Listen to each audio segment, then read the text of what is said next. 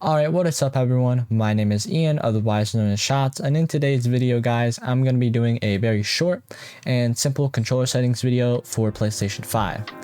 So, as you can see, I do play on PS5, which is a regular wireless controller. I only plug it in if it has to charge, but I am on PS5. But I'm going to be giving you guys all of the best settings right now that you can use in Warzone to either become a better player, take for reference, or just as you wish. So yeah, let's jump into it. So in this video, I'm just going to try to keep things as simple and fast as possible because you guys, I know you don't want to watch a 20-minute settings video. So like I said, I'm going to keep it simple. So I didn't change anything for my controller really. I just flipped my bumpers and stuff because it's more comfortable. I'm more used to that and it can kind of help me shoot a little bit faster. I don't like vibration, that's off. As far as dead zones go guys, these should be accustomed to your own controller. So with your controller, if you say copy my dead zones and you see that you have stick drift, slowly turn your dead zone up by 1 in the minimum section so you can stop that stick drift. Keep going up slowly by 1 until it stops entirely. That's how dead zones work though. That's all that basically. My current sensitivity is 10:8 and I do use dynamic response curve, but I have mine at 0.50. This will make it a lot smoother, will make your aim more sticky, very good to use. As far as ADS goes, I do use custom sensitivity per zoom. I keep all of these basically relatively at 1 except for low zoom. Occasionally though, the higher zooms I will put to like 1.05 or 1.25 even, or just in that range, just because of snipers. So yeah. Aim assist is all default settings, it's on of course, and no motion sensor aiming. Now, the gameplay section has a lot of important things in it, so I'm just going to slowly scroll through all these, then go over the important options.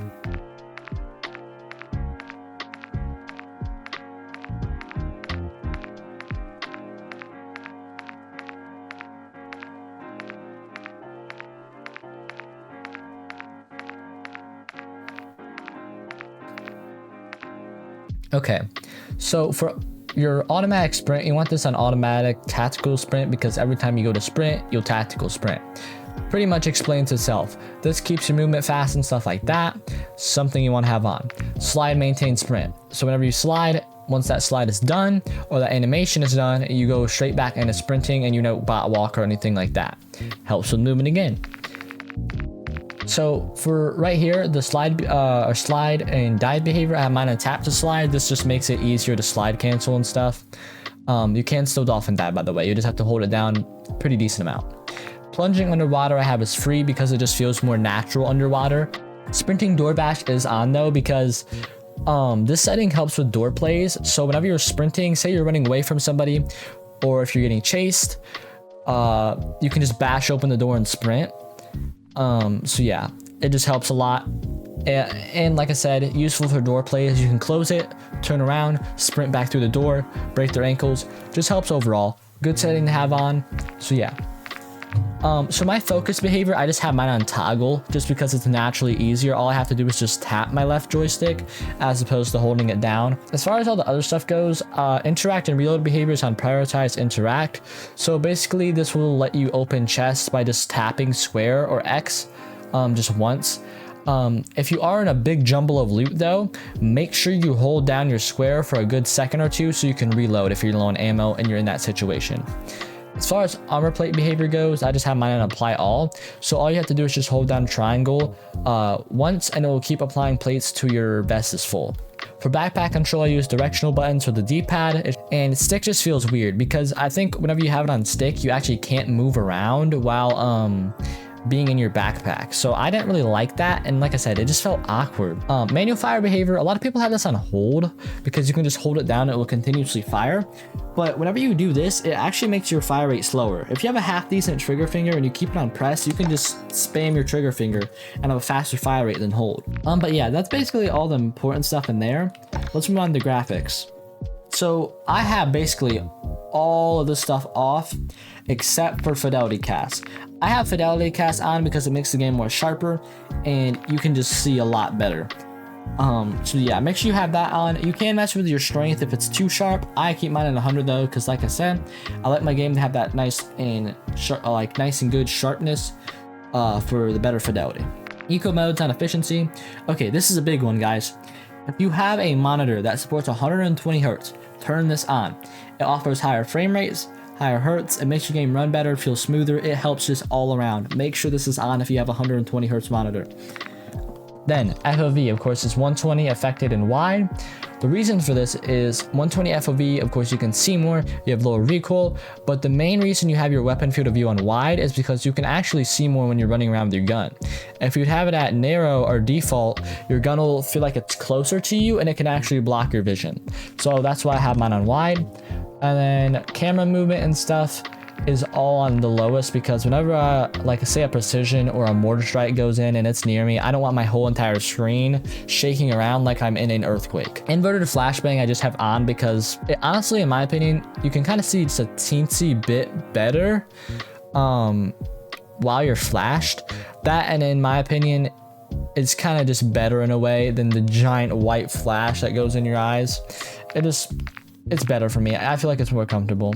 As far as HDR and all this stuff goes, it's just auto set on my PlayStation. I can't really do much about it.